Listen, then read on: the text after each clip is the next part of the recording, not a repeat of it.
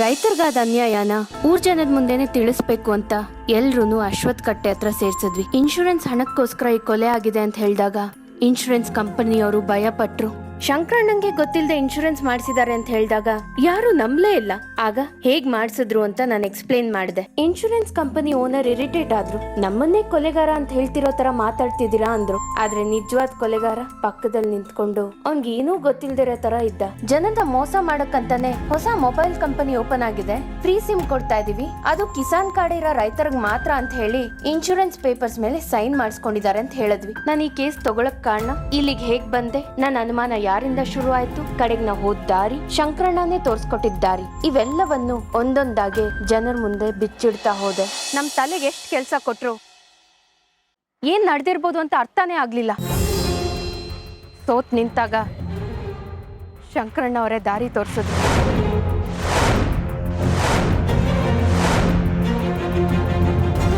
ಶಂಕರಣ್ಣನ? ಹೌದು. ಒಂದು ಸಿಮ್ ಕಾರ್ಡ್ಗೆ ಅಷ್ಟೊಂದು ಡಾಕ್ಯುಮೆಂಟ್ಸಾ? ಅದ್ರ ಬೆನ್ ಹತ್ತಿ ಹೋದೆ. ರೆಸಾರ್ಟಲ್ಲಿ ಕೆಲಸ ಮಾಡ್ತಿರೋ ಮುತ್ತು ಕಿಸಾನ್ ಕಾರ್ಡ್ ಇರೋರಿಗೆ ಫ್ರೀ ಸಿಮ್ ಕಾರ್ಡ್ ಅನ್ನೋ ವಿಷಯ ಹೇಳ್ದ. ಸಿಮ್ ಕಾರ್ಡ್ ಹಂಚ್ತಿದ್ದ ರಂಗಸ್ವಾಮಿ ಹತ್ರ ಹೋದೆ. ಅವನ ಮೂಲಕ ಈ ಏಜೆಂಟ್ ಇವ್ರ ಬಾಯಲ್ಲಿ ನಿಮ್ಮ ಪೂರ ಹಿಸ್ಟ್ರಿನೇ ಬಯಲಿಗೆ ಬಂತು. ಅಷ್ಟೇ ಅಲ್ಲ ಮಿಸ್ಟರ್ ಪಟ್ವರ್ಧನ್, ನಿಮ್ಮ ಬ್ಲಡ್ ಗ್ರೂಪ್ ಕೂಡ ಮ್ಯಾಚ್ ಆಯಿತು. ಅಷ್ಟೇ ಅಲ್ಲ, ಶಂಕರಣ್ಣ ನಿಮ್ಮ ಮುಖಕ್ಕೆ ಪರಿಚಿದ್ರು, ಗುರ್ತು ಕಾಣಬಾರ್ದು ಅಂತ ಗಡ್ಡ ಬಿಟ್ಟಿದ್ರ.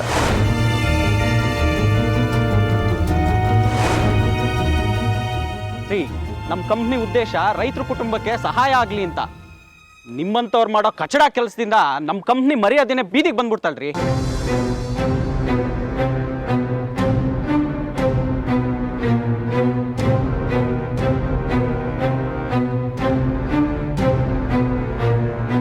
ಮಿಸ್ಟರ್ ಪಟ್ವರ್ಧನ್, ರೈತರ ಆತ್ಮಹತ್ಯೆಯನ್ನು ಉಪಯೋಗ ಮಾಡ್ಕೊಳ್ಳೋದು ನಿಮ್ಮ ಟ್ಯಾಲೆಂಟ್ ಅಂತ ಹೆಮ್ಮೆಯಿಂದ ಹೇಳ್ಕೊತಿರಲ್ವಾ?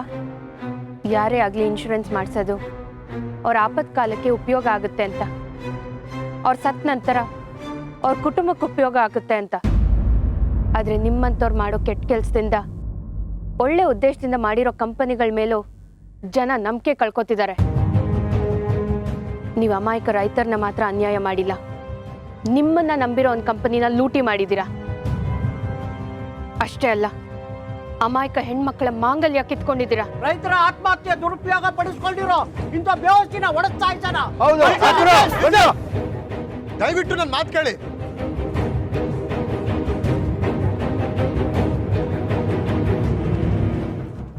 ಗೊತ್ತಾಯ್ತಾ ಜೀವದ ಬೆಲೆ ಏನು ಅಂತ?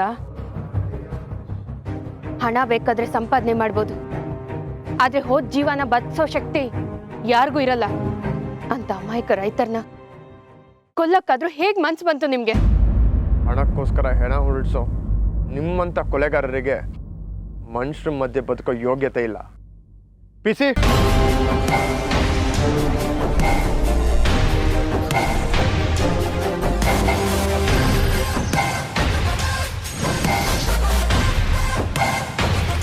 ಅಮ್ಮ, ಕಡೆಗೂ ನಮ್ಮ ಯಜಮಾನ್ರ ಸಾವಿಗೆ ನ್ಯಾಯ ಕೊಡಿಸ್ದಿಯಮ್ಮ.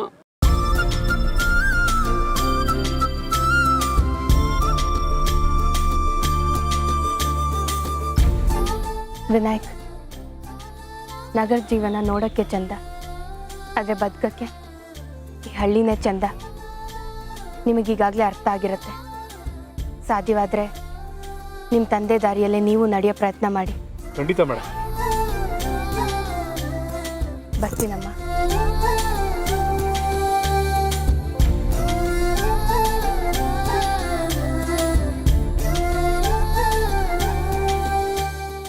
ಲಕ್ಷ್ಮವ್ವ, ನಿಮ್ಮಿಂದ ತುಂಬ ಉಪಕಾರ ಆಯ್ತು. ಊರಿಗೋಗಿ ಮತ್ತೆ ಬರ್ತೀನಿ. ಆಯ್ತು ಬಾರವ. ರಾಗಿ ಮುದ್ದೆ ಬಸ್ಸಾರು ಮಾಡ್ಕೊಡ್ತೀಯಾ? ಯವ್ವ, ನೀನು ಈಗ ಉಣ್ತೀನಿ ಅಂದರೆ ನನ್ನ ಭಾಗ್ಯ. ಇವಾಗೆ ಮಾಡ್ಕೊಡ್ತೀನಿ ಬಾರವ, ಉಣ್ಕೊಂಡೋಗಿ. ನೀನು ಚೆನ್ನಾಗಿ ಮಡಗಿಲ್ಲವ, ನೀನು ಹಳ್ಳಿಗೆ ಉಪಕಾರ ಮಾಡಿದ್ಯಾ. ಚೆನ್ನಾಗಿರವ. ಬರ್ತೀನಿ. ಹೋಗಿ ಬರೋಲ್ಲ.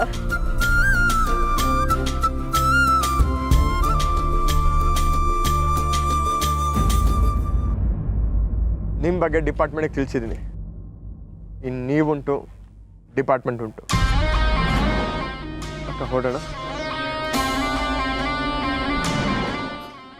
ಬರ್ತೀನಿ.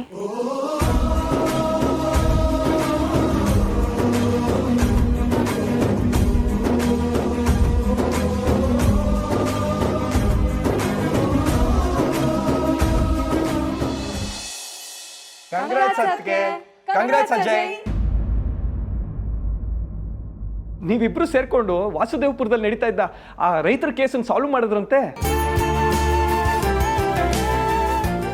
ನಮ್ಗೊಂದು ಸಣ್ಣ ಸುಳಿವು ಕೊಡ್ಲಿಲ್ಲ ನೀವು, ಆದ್ರೆ ಪೇಪರ್ ಅವರು ಇಡೀ ರಾಜ್ಯಕ್ಕೆ ಸುದ್ದಿ ಮುಟ್ಸಿದ್ರು. ಒನ್ಸ್ ಅಗೇನ್ ಕಂಗ್ರ್ಯಾಚುಲೇಷನ್ಸ್ ಇಬ್ರಿಗೂ. Thank you. Hold on. ಹಳ್ಳಿಲಿ ಇದ್ದಷ್ಟು ದಿನ ಅಕ್ಕ ತಮ್ಮ ಇಬ್ರು ಸೇರ್ಕೊಂಡು ಕೇಸ್ ಸಾಲ್ವ್ ಮಾಡಬೇಕು ಅಂತ ನನಗೆ ಎಷ್ಟೆಲ್ಲ ಅವತಾರಗಳು ಮಾಡಿಸಿದ್ರಿ. ಈಗ ಕ್ರೆಡಿಟ್ ಮಾತ್ರ ನೀವಿಬ್ರಿಗ ನೀನು. ಸಾರಿ ಬಾಬಾ. ಬಾವನ್ ಸಪೋರ್ಟ್ ಇಲ್ಲ ಅಂದಿದ್ರೆ ಅಕ್ಕ ಕೇಸಲ್ಲಿ ಇನ್ವಾಲ್ವ್ಮೆಂಟ್ ತೋರ್ಸಕ್ಕಾಗ್ತಿರಲಿಲ್ಲ. ಅಕ್ಕ ಕೇಸಲ್ಲಿ ಇನ್ವಾಲ್ವ್ಮೆಂಟ್ ತೋರಿಸ್ತಿಲ್ಲ ಅಂದಿದ್ರೆ ನಾನು ಕೇಸ್ನ ಬೇಗ ಸಾಲ್ವ್ ಮಾಡೋಕ್ಕಾಗ್ತಿರಲಿಲ್ಲ. So all the credit goes to ನಮ್ಮ ಬಾಬಾ. ಇರ್ಲಿ ಏನೋ ನೀವಿಬ್ರಿಗೆ ಸಾರಥಿ ಆಗಿದ್ದಪ್ಪ ಅಷ್ಟೇ. ಓಕೆ, ನಾನು ಹೊರಡಬೇಕು, ಅರ್ಜೆಂಟ್ ಇದೆ. ಈಗ ತಾನೇ ಬರ್ತಾ ಇದ್ದೀರಾ, ಯಾಕಷ್ಟು ಅರ್ಜೆಂಟು? ತುಂಬಾ ಮುಖ್ಯವಾದವ್ರನ್ನ ಮೀಟ್ ಮಾಡಕ್ಕಿರ್ಬೇಕು. ಹೌದು, ನಮ್ಮ ಕಮಿಷನರ್ ಸಾಹೇಬ್ರನ್ನ ಮೀಟ್ ಮಾಡಬೇಕು. ಗರ್ಲ್ ಫ್ರೆಂಡ್ನ ಮೀಟ್ ಮಾಡೋದಕ್ಕೆ ಕಮಿಷನರ್ ನೆಪ. ಅದು ಒಂದು ಕೇಸ್ಗೋಸ್ಕರ ನನ್ನ ಹಳ್ಳಿ ಪೋಸ್ಟಿಂಗ್ ಮಾಡಿದ್ರು. ಅದು ಮುಗೀತಲ್ವಾ? ಇವಾಗ ಯಾವುದೋ ಒಂದು ಹೊಸ ಕೇಸ್ ಬಂದಿದೆ, ನೀನೇ ಹ್ಯಾಂಡಲ್ ಮಾಡಬೇಕು, ಬೇಗ ಬಾ ಅಂತ ನಮ್ಮ ಕಮಿಷನರ್ ಸಾಹೇಬ್ರು ಕರೆದಿದ್ದಾರೆ. ಬರ್ತಾ ಇದ್ದಂಗೆ ಇನ್ನೊಂದು ಕೇಸಾ? ಯಾವ್ದದ್ ಕೇಸು? ಫೋನಲ್ಲಿ ಏನೋ ಸ್ಮಗ್ಲಿಂಗ್ ಕೇಸ್ ಅಂತ ಹೇಳಿದ್ರು. ಇವಾಗ ಹೋಗಿ ಮೀಟ್ ಮಾಡಿದ್ರೆ ಫುಲ್ ಡೀಟೇಲ್ಸ್ ಕೊಡ್ತಾರೆ. ಸರಿ, ನಾ ಫ್ರೆಶ್ ಅಪ್ ಆಗ್ಬಿಡ್ತೀನಿ. ಹೌದು, ಅತ್ತೆ ಮಾವ ಎಲ್ಲಿ? ರೂಮಲ್ಲಿದ್ದಾರೆ ಅದಕ್ಕೆ. ಅದಕ್ಕೆ ಅಮ್ಮ ಯಾಕೋ ತುಂಬಾ ಬೇಜಾರಲ್ಲಿದ್ದಾರೆ. ಬೇಜಾರಾ? ಯಾಕೆ? ನಂಗೂ ಸರಿಯಾಗಿ ಗೊತ್ತಿಲ್ಲ. ನಾನು ಶಂಕರಣ್ಣ ಕೇಸಲ್ಲಿ ಇನ್ವಾಲ್ವ್ ಆಗಿದ್ದು ನ್ಯೂಸ್ ಪೇಪರಲ್ಲಿ ಬಂತಲ್ಲ, ಆ ನ್ಯೂಸ್ ಏನಾದರೂ ಅತ್ತೆ ನೋಡಿದ್ರಾ? ಅದಕ್ಕೆ ಆಗ್ಲಿಂದಾನೇ ಅವರು ರೂಮ್ಗೆ ಹೋಗಿ ಸೇರ್ಕೊಂಡಿರೋದು. ಈ ಕೇಸ್ ಸಾಲ್ವ್ ಮಾಡೋಕ್ಕೆ ಸುಳ್ಳು ಹೇಳ್ಕೊಂಡು ಹೋಗಿದ್ದೀನಿ ಅಂದ್ಕೊಂಡಿರ್ತಾರೆ ಅತ್ತೆ. ಅಕಸ್ಮಾತ್ ಕೇಸಲ್ಲಿ ಇನ್ವಾಲ್ವ್ ಆದೆ ಅಂತ ಹೇಗೆ ಅರ್ಥ ಮಾಡಿಸ್ಲಿ? ಡಾಕ್ಟ್ರೆ, ಎಲ್ಲ ನಿಮ್ಮಿಂದಾನೇ ಆಗಿದ್ದು. ಈಗೇನು ಅಮ್ಮನ ಹತ್ರ ನಾನೇ ಮಾತಾಡ್ಲಾ? ಏನು ಬೇಕಾಗಿಲ್ಲ, ನಾನೇ ಮಾತಾಡ್ಕೋತೀನಿ. ಅಕ್ಕ, ನನ್ನ ಬೋಟಿಕ್ ವಿಷಯ ಮರಿಬೇಡಿ.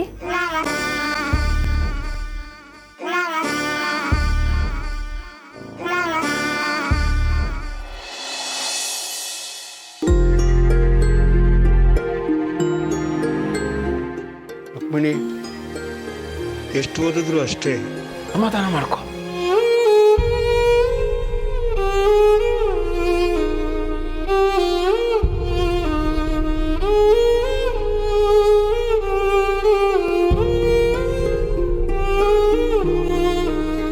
ನಾನು ಅನುಮಾನ ಪಟ್ಟಿದ್ದು ನಿಜ. ನಾನು ಸುಳ್ಳು ಹೇಳಿ ಹೋಗಿ ಕೇಸ್ ಸಾಲ್ವ್ ಮಾಡಿದ್ದೀನಿ ಅಂತ ಅತ್ತೆ ನೊಂದ್ಕೊಂಡಿದ್ದಾರೆ. ಛೇ, ಪತ್ತೆದಾರಿ ವಿಷಯಕ್ಕೆ ಅತ್ತೆಗೆ ನೋವು ಮಾಡಬಾರ್ದು ಅಂದರೂ ನೋವು ಮಾಡ್ತಾ ಇದ್ದೀನಿ. ಈಗ ಅವ್ರನ್ನ ಸಮಾಧಾನ ಮಾಡಬೇಕು. ಅಲ್ಲಿ ಏನೆಲ್ಲ ನಡೀತೋ ಎಲ್ಲ ಅತ್ತೆಗೆ ಹೇಳ್ಬಿಡ್ಬೇಕು.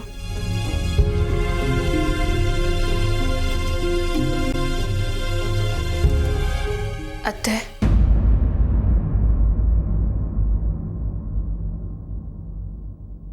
ಸಾರಿ ಅತ್ತೆ. ನೀನು ಯಾಕೆ ಸಾರಿ ಕೇಳ್ತೀಯ? ಒಟ್ಟಿನಲ್ಲಿ ನೆಮ್ಮದಿಯಾಗಿ ಬದುಕೋದು ನನ್ನ ಹಣೆ ಬರದಲ್ಲಿ ಬರ್ತಿಲ್ಲ ಅಷ್ಟೇ. ನಿಮ್ಗೆ ಎಷ್ಟು ಹರ್ಟ್ ಆಗಿದೆ ಅಂತ ನಿಮ್ಮ ಮಾತಲ್ಲೇ ಅರ್ಥ ಆಗ್ತಿದೆ. ಆದರೆ ಈ ಸಲ ಎಲ್ಲ ಆಕಸ್ಮಿಕ. ಇದ್ರಲ್ಲಿ ನನ್ನ ತಪ್ಪೇನೂ ಇಲ್ಲ. ಹಾಗಾದ್ರೆ ನನ್ನ ತಪ್ಪಿತ್ತು ಅಂತಾನೆ ನೀನು ಹೇಳ್ತಾ ಇರೋದು? ರುಕ್ಮಿಣಿ, ಯಾಕೆ ರೇಗ್ತೀಯ? ಸಾರಿ ರೀ, ನನ್ನ ತಪ್ಪೇನೂ ಇರಲಿಲ್ಲ. ಆದರೆ ನನ್ನವರು ಅಂತ ಅನ್ಸ್ಕೊಂಡಿರೋರಿಂದಾನೇ ನಾನು ದೂರ. ಅಯ್ಯೋ ಅತ್ತೆ, ನಾನು ಯಾಕೆ ನಿಮ್ಮನ್ನ ದೂರ ಇಡಲಿ?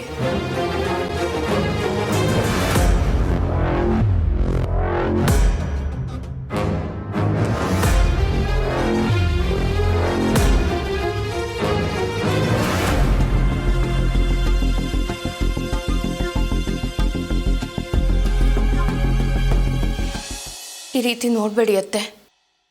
ಯಾವ ದೇವ್ರ ಮೇಲಾದರೂ ಪ್ರಮಾಣ ಮಾಡಿ ಹೇಳ್ತೀನಿ, ಈ ಸಲ ರೈತರ ಕೇಸ್ ತಗೊಂಡಿದ್ದು ಮಾತ್ರ ಆಕಸ್ಮಿಕ.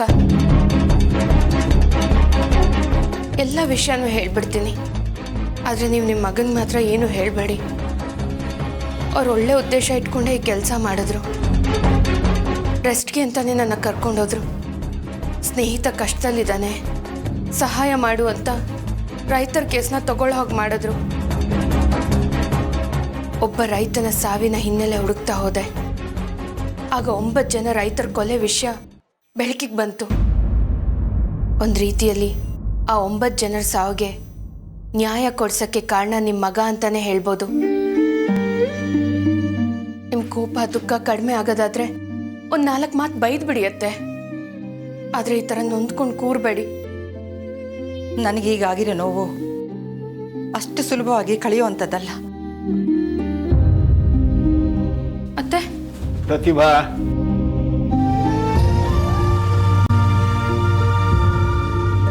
ಸ್ವಲ್ಪ ಹೊತ್ತು ಅವಳು ಪಾಡಿರೋ ಬಿಟ್ಬಿಡು. ಹೇಗೆ ಬಿಡೋಕ್ಕಾಗತ್ತೆ ಮಾವ? ಪಾಪ ಅತ್ತೆ ನನ್ನಿಂದಾನೇ ಅಪ್ಸೆಟ್ ಆಗಿರೋದು. ಅತ್ತೆ ನಿನ್ನಿಂದ ಅಲ್ಲಮ್ಮ ಅಪ್ಸೆಟ್ ಆಗಿರೋದು. ನೀವು ನನ್ನ ಸಮಾಧಾನಕ್ಕೆ ಹೇಳ್ತಿದ್ದೀರಾ. ನಾವು ಕೇಸ್ ಸಾಲ್ವ್ ಮಾಡಿದ್ದು ಪೇಪರಲ್ಲಿ ಬಂದಿದೆ, ಈಗಲೂ ಅದನ್ನೇ ತಾನೇ ನೋಡ್ತಾ ಕೂತಿದ್ರು. ಪೇಪರ್ನಲ್ಲಿ ನಿನ್ನ ವಿಷಯ ಮಾತ್ರ ಅಲ್ಲ ಪ್ರತಿಭಾ, ರುಕ್ಮಿಣಿಗೆ ಹತ್ತಿರವಾದ ಒಬ್ಬ ವಿಷಯನೂ ಬಂದಿದೆ. ಬೇಕಾದ್ರೆ ನೀನೇ ನೋಡು.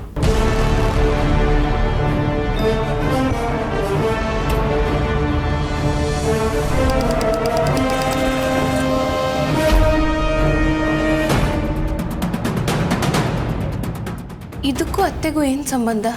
ಅಣ್ಣ ತಂಗಿ ಸಂಬಂಧಮ್ಮ. ಈ ಫೋಟೋದಲ್ಲಿ ಇರೋನು ಚಂದ್ರಶೇಖರ್, ದೊಡ್ಡ ಬಿಸ್ನೆಸ್ ಮ್ಯಾನ್. ನಿನ್ನ ಅತ್ತೆಗೆ ಒಡ ಹುಟ್ಟಿದ ಅಣ್ಣ.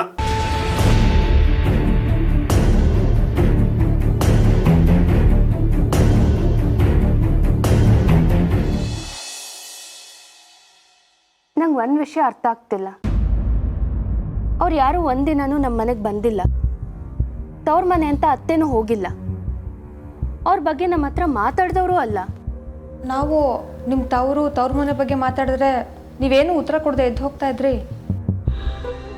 ಅತ್ತೆ ದೊಡ್ಡಪ್ಪ ಚಿಕ್ಕಪ್ಪನ ಮಕ್ಕಳು ಬರ್ತಾರೆ, ಆದರೆ ಅಣ್ಣ ಅನ್ಸ್ಕೊಂಡಿರೋ ಚಂದ್ರಶೇಖರ್ ಅವ್ರು ಮಾತ್ರ ಯಾಕೆ ಬರೋದಿಲ್ಲ? ಯಾಕತ್ತೆ? ಯಾಕೆ ಅಂದರೆ ನಿಮ್ಮಿಬ್ಬರು ಮದುವೆ ಆಗೋದಕ್ಕೆ ಮುಂಚೆನೇ ರುಕ್ಮಿಣಿಗೂ ಚಂದ್ರಿಗೂ ಜಗಳ ಆಗಿತ್ತಮ್ಮ. ಮಾತು ಬಿಡೋ ಅಷ್ಟ, ಸಂಬಂಧ ಮುರ್ಕೊಳ್ಳೋವಷ್ಟ. ಅಂಥದ್ದೇನು ನಡೀತು ಮಾವ ಅಣ್ಣ ತಂಗಿ ಮಧ್ಯೆ? ರುಕ್ಕು ಅವರ ಅಣ್ಣ ಚಂದ್ರಶೇಖರು ಇಬ್ಬರು ಒಬ್ರಿಗೊಬ್ರು ತುಂಬ ಹಚ್ಕೊಂಡಿದ್ರಮ್ಮ.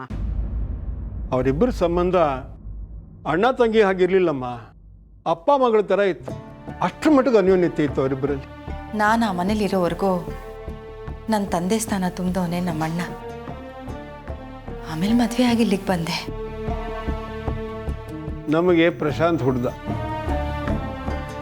ಅಣ್ಣಂಗೆ ನಾಗಲಕ್ಷ್ಮಿ ಅತ್ತಿಗೆಗೆ ಕಾಂಚನ ಹುಟ್ಟಿದ್ಲು. ನಾಗಲಕ್ಷ್ಮಿ ಒಂದು ಆಕ್ಸಿಡೆಂಟಲ್ಲಿ ಸತ್ತೋದು. ತಾಯಿ ಇಲ್ಲದ ಮಗಳಿಗೆ ಯಾರು ದಿಕ್ಕು ಅಂತ ನಮ್ಮಣ್ಣ ಕಣ್ಣೀರು ಹಾಕ್ದ. ಅವತ್ತು ನಾನು ಅವನಿಗೆ ಹೇಳಿದೆ, ಅವಳಿಗೆ ನಾನು ದಿಕ್ಕಾಗ್ತೀನಿ ಅಂತ. ಆ ಕ್ಷಣನೇ ನಿರ್ಧಾರ ಮಾಡಿ ಹೇಳೇ ಬಿಟ್ಲು, ನಿನ್ನ ಮಗಳು ಕಾಂಚನ ನನ್ನ ಮನೆ ಸೊಸೆ ಅಂತ. ಹೌದಮ್ಮ, ಕಾಂಚನಾನೇ ಪ್ರಶಾಂತ್ ಕೊಟ್ಟು ಮದುವೆ ಮಾಡಬೇಕು ಅಂತ ತುಂಬ ಆಸೆ ಪಟ್ಟಿದ್ಲು. ಈಗ ನನಗೆ ಸಿಕ್ಕಿರೋ ಸೊಸೆ ಪ್ರತಿಭಾ ಒಳ್ಳೆಯವಳು, ತುಂಬಾ ಒಳ್ಳೆಯವಳು. ಅಣ್ಣನ ಮಗಳನ್ನ ಸೊಸೆಯಾಗಿ ಮಾಡ್ಕೊಂಡಿದ್ದಿದ್ರೆ ನಾವೆಲ್ಲ ನೆಮ್ಮದಿಯಾಗಿರ್ತಾ ಇದ್ವೋ ಇಲ್ವೋ. ಆದರೆ ಪ್ರತಿಭಾನ ನಮ್ಮ ಮನೆ ಸೊಸೆ ಮಾಡ್ಕೊಂಡಿರೋದ್ರಿಂದ ನಾವೆಲ್ಲ ನೆಮ್ಮದಿಯಾಗಿದ್ದೀವಿ ಅಂತ ಎಷ್ಟೋ ಸಲ ನನ್ನ ಹತ್ರ ಹೇಳಿದ್ದಾಳೆ. ಇಲ್ಲ ಅಂತ ನಾನು ಹೇಳ್ತಾ ಇಲ್ಲ, ಆದರೂ ಅಣ್ಣನ ಮಗಳು ನಮ್ಮ ಮನೆ ಸೇರಿದ್ರೆ ತವ್ರ ಮನೆ ನೆರಳು ಉಳಿಯುತ್ತೆ ಅಂತ ನಿರೀಕ್ಷೆ ಇಟ್ಕೊಂಡಿದ್ಲು. ಆದರೆ ಅಷ್ಟೇ ಆಗಿರಲಿಲ್ಲ. ಕಾಂಚನಾನ ಈ ಮನೆ ಸೊಸೆ ಮಾಡ್ಕೋಬೇಕು ಅಂತ ನನ್ನ ಉದ್ದೇಶ ಇತ್ತು. ಹಾಗಿದ್ರೆ ಮತ್ತೇನಾಯ್ತು? ಈಗ ಹೇಳಿ ಏನು ಪ್ರಯೋಜನ? ಯಾರೂ ಅರ್ಥ ಮಾಡ್ಕೊಳ್ಳಿಲ್ಲ. ನಮ್ಮ ಅಣ್ಣನಾದರೂ ಅರ್ಥ ಮಾಡ್ಕೊಳ್ತಾನೆ ಅಂದ್ಕೊಂಡಿದ್ದೆ, ಆದರೆ ಅವನು ಏನಾಯ್ತು? ಕಾಂಚನ ಸಣ್ಣ ಹುಡುಗಿ ಇದ್ದಾಗಲೇ ನಾನು ಸೊಸೆ ಅಂತ ಹೇಳ್ಕೊಂಡಿದ್ದು ರುಕ್ಕು ತಪ್ಪು. ಹೌದಮ್ಮ, ಪ್ರೀತಿ ಅನ್ನೋದು ಹೇಳಿ ಕೇಳಿ ಹುಟ್ಟಲ್ಲ. ಕಾಂಚನ ಕಾಲೇಜಲ್ಲಿ ಓದ್ತಿದ್ದಾಗ ಶ್ರೀಧರನ ಹುಡುಗನ ಪ್ರೀತಿ ಮಾಡ್ತಾ ಇದ್ಲು. ಅಣ್ಣನಿಂದ ನನಗೆ ಈ ವಿಷಯ ಗೊತ್ತಾಯಿತು. ನಾನು ಅವಳ ಹತ್ರ ಮಾತಾಡಿ ಒಪ್ಪಿಸ್ತೀನಿ, ಪ್ರಶಾಂತ್ ಜೊತೆ ಆದಷ್ಟು ಬೇಗ ಮದುವೆ ಮಾಡೋಣ ಅಂತ ಹೇಳಿದ್ದೆ. ಈ ವಿಷಯ ನನಗೆ ಗೊತ್ತೇ ಇರಲಿಲ್ಲ. ಅಣ್ಣ ನನ್ನ ಮಾತಿಗೆ ಒಪ್ತಾನೆ ಅಂದ್ಕೊಂಡಿದ್ದೆ,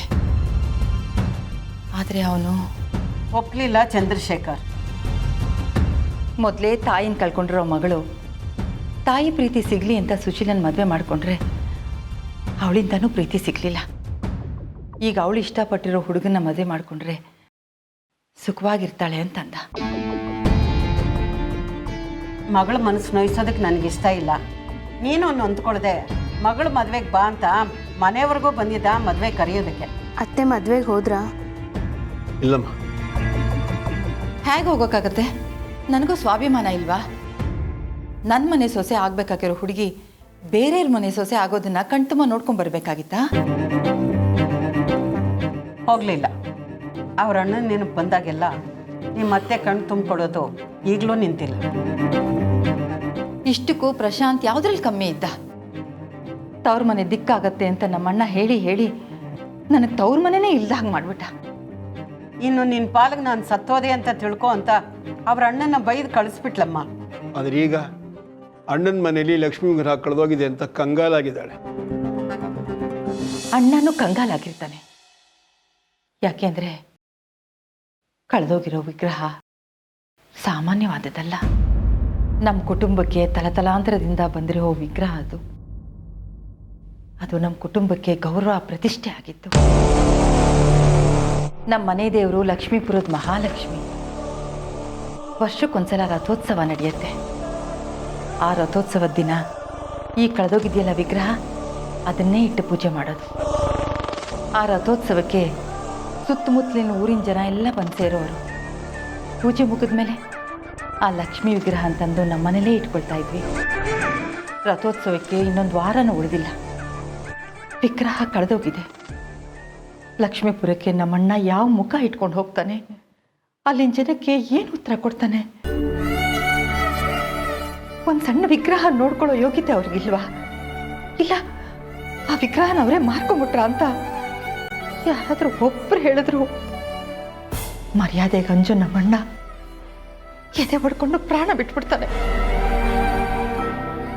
ನಾನು ಅವನ ಜೊತೆ ಮಾತು ಬಿಟ್ಟಿರ್ಬೋದು, ಅವನಿಂದ ದೂರ ಆಗಿರ್ಬೋದು, ಆದರೆ ತವ್ರ ಮನೆ ದಿಕ್ಕು ಅಂತ ಇರೋನು ಅವನೊಬ್ಬನೇ.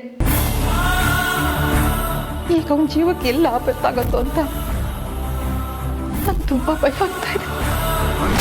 ನನಗೆ ಇಷ್ಟು ಭಯ ಆಗ್ತಾ ಇದೆ. ಪಾಪ ಅವನು ಯಾವ ಸ್ಥಿತಿಲಿದ್ದಾನೋ ಏನೋ. ಅಮ್ಮ, ನೀನೇ ಮಾವನೊಂದ್ಸಲಿ ಹೋಗಿ ಮಾತಾಡ್ಸ್ಕೊಂಬರ್ಬೋದಿತ್ತಲ್ಲ, ಅವ್ರಿಗೂ ಸ್ವಲ್ಪ ಸಮಾಧಾನ ಆಗ್ತಿತ್ತು. ನಾನು ಅದನ್ನೇ ಹೇಳಿದ್ನಮ್ಮ, ರುಕ್ಮಿಣಿಗೆ ಈಗೋ ಪ್ರಾಬ್ಲಮ್. ಜೊತೆಗೆ ಮನೆ ಬಾಗಿಲಿಗೆ ಬಂದು ಮದುವೆಗೆ ಬಾ ಅಂತ ಕರೆದವ್ರಿಗೆ ಅವಮಾನ ಮಾಡಿ ಕಳಿಸಿದ್ದಾಯ್ತು. ಯಾವ ಮುಖ ಹೊತ್ಕೊಂಡು ಹೋಗ್ಲಿ ಅನ್ನೋ ಹಿಂಜರಿಕೆನೂ ಇರುತ್ತೆ. ಈ ಲಕ್ಷ್ಮೀ ಪೂಜೆ ಬಂದರೆ ಅಣ್ಣ ನನಗೆ ಖಂಡಿತ ನೆನಪು ಆಗೇ ಆಗ್ತಾನೆ. ಯಾಕೆಂದರೆ ಈ ಮದುವೆ ವಿಷಯ ಅಟ್ಟ ಬರೋವರೆಗೂ ನಾನೇ ಹೋಗಿ ಲಕ್ಷ್ಮೀ ಪೂಜೆ ಮಾಡಬೇಕಾಗಿತ್ತು. ಈಗ ಅದೆಲ್ಲ ಬರೀ ನೆನಪು ಮಾತ್ರ. ದೇವ್ರ ದಯೆಯಿಂದ ಆ ಲಕ್ಷ್ಮೀ ವಿಗ್ರಹನ ಯಾರಾದರೂ ಹುಡುಕೊಟ್ರೆ ನಮ್ಗಷ್ಟೇ ಸಾಕು.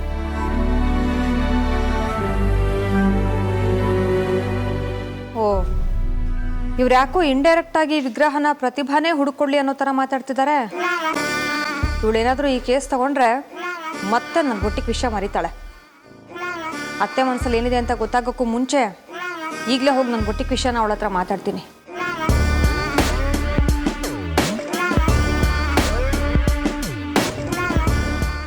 ಪ್ರತಿಭಾ, ನೀನೇ ಅವಳ ಅಣ್ಣನ ಮನೆಯಲ್ಲಿ ಕಳೆದೋಗಿರೋ ಲಕ್ಷ್ಮೀ ವಿಗ್ರಹನ ಹುಡುಕೊಡ್ಬೇಕು ಅಂತ ನಿರೀಕ್ಷೆಯಲ್ಲಿದ್ದಾಳೆ. ಆದರೆ ಹೇಳೋಕ್ಕೆ ಮುಜುಗರ.